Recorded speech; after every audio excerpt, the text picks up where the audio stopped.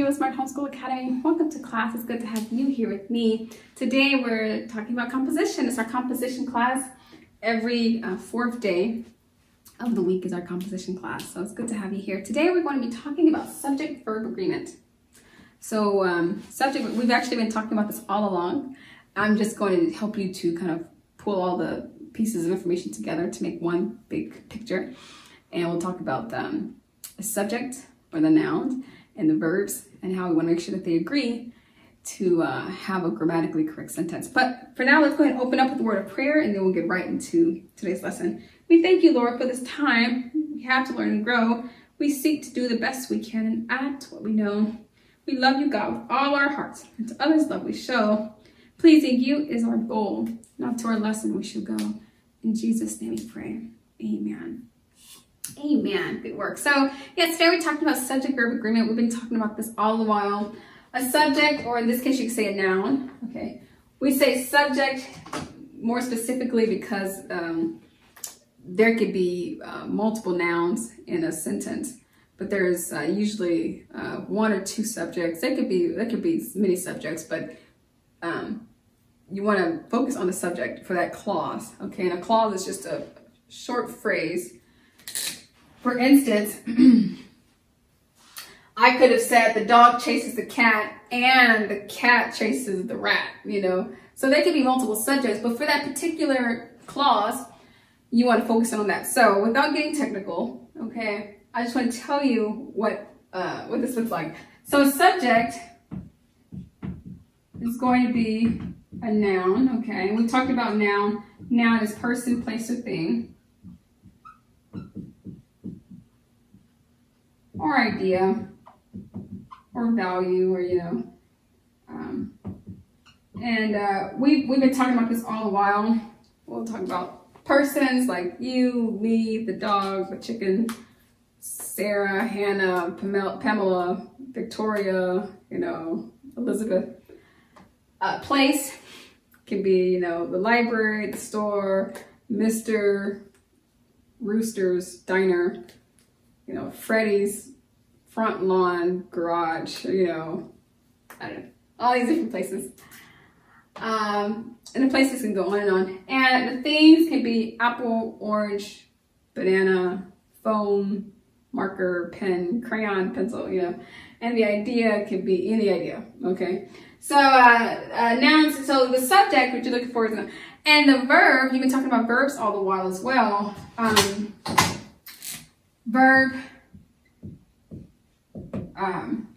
A verb is just something that you do. It's an action or movement. So I play, I run, I jump, I sing, I this, I that. It's the actual action. The action or movement, some sort of action, some sort of correspondence, sort of something you're doing. Okay, I just wanted to brief you on that really quickly because when I say subject and noun, I want you to know what I'm talking about. Now, subject and verb, I want you to know what we're talking about. So the first thing you should know is that when you're checking for subject-verb agreement in your writing, in your composition exercises, you want to make sure that the subject agrees with the verb. And the way you do that is by checking for your subject or noun. Here, for this particular sentence, this is the subject, the dog. It says the dog chases the cat. So here's the dog. And what does he do? He chases. So I'll give the subject 1 underline and the verb 2 underlines. 1 underline for subject, 2 underlines for verb. So the dog, that's the noun.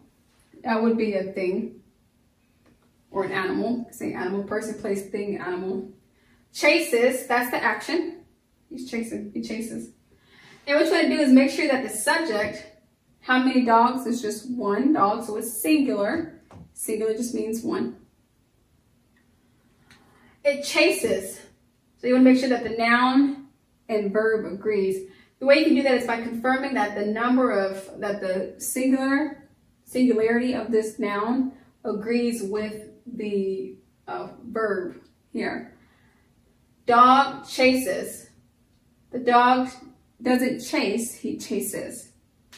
So what you're looking for is this, in the present tense mode, you're looking for this S at the end of the verb. The dog chases the cat. Now for the plural form of that, the dogs, now we have a plural. The subject is plural. What that means is there's more than one. Okay, so singular just means one. Plural means more than one. So they're dogs. So here we have one dog. Here we have many dogs. The dogs chase. This verb does not need the S here, okay? Because we already have the S confirmed in our noun, in our subject. Okay, the dogs chase the cat. The dog chases. So just kind of be mindful of that when you're writing. Is your noun in agreement with your verb? Let's try another sentence. He talks to the girl. So who's talking? What's the subject? He. He. He's the subject. Because we're going to find out what he is doing. What is he doing? He talks. So we're going to do 2 underlines for talks because talks is the verb. He talks. He talks to the girl. Singular subject. Perfect. It matches well with the singular verb. So we see here that there's a S that follows talks. Over here we have we talk to the girl. So who's the subject? We. We're doing the talking. And what are we doing? We are talking. So we have our noun, we have our verb, we have our subject and our verb. And we is plural. It's no longer he, which is one. There's we, which means there's one, more than one. So our verb does not need the S in this situation. We talk to the girl. Let's try again. A can sits on the shelf. A can represents singularity. There's just one. And here we have sits. We can see that. It sits on the shelf. Can, one, sits, one. That's good. Subject and verb agrees in the singular form. In the plural tense, when there's more than one, we have the cans. So here we have more than one can, and it's sit. We don't say the cans sits. We say the cans sit. Plural subject, plural verb. Okay, she was bored. She represents singular, just one person, she. And she was. There's the verb.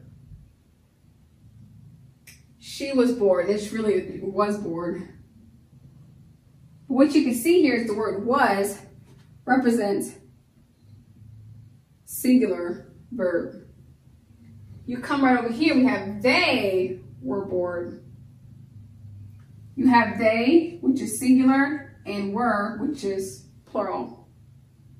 They, which is plural, and were, which is plural. So you have a plural subject and a plural verb, and that's a complete sentence. And that's the subject and verb agrees. When you have a plural form, they, we, them, many people, maybe you're listing full number of people, it should agree with the verb. The verb here is were. So we want to make sure it agrees. A couch is cozy. A couch, that's the noun, that's the subject. And what about the couch? It is. It is cozy. We have here our verb, which is, which is. Our noun, which is singular. Our singular verb matches our singular noun. Coming over here, we have couches. Now we have more than one, so it's plural. It should agree with our verb, are. A couch is, couches are. A couch is, couches are. The couch is, couches are. And that changes a little bit. The man, so here we have one, man is kind. Once again, we have another verb, is. We come over here, the men, multiple men, they are kind. So we have they are. Singular verb, singular subject, man. Singular verb is. Singular, plural subject, men. Plural subject, plural verb, are. He sings. There's the subject, he. How many he's? Just one, just a he. And he sings. The verb is sings. That's the action going on here. So he sings. We can check here and we see that it is, the verb does match the subject in singular form because we see it as an S at the end of the action word. You come over here, they sing. You have our subject, which is plural, our verb, which is in its plural form. The boy plays. You have boy, one boy. What does he do? He plays. Over here you have boys, many boys, but they play. So as you can see, across the board, you can see how the verb, there's the S, there's the S, there's the S. Here's the verb form. Okay, this is the verb form. This is the verb form. Verb form. Here's the S. Here's the S. You can see how those verbs match with the singular subject. And you can see how over here, the plural verbs match with their plural subjects. Okay, so the reason I'm talking about this is because you speak this way already, especially if you're my little daughter, 5-year-old daughter. She speaks very well, very eloquent child. But sometimes you don't know why,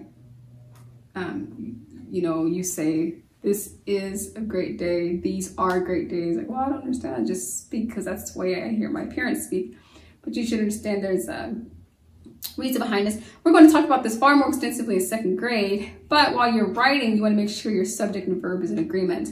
If you have a singular subject, you want to make sure that your verb is singular as well.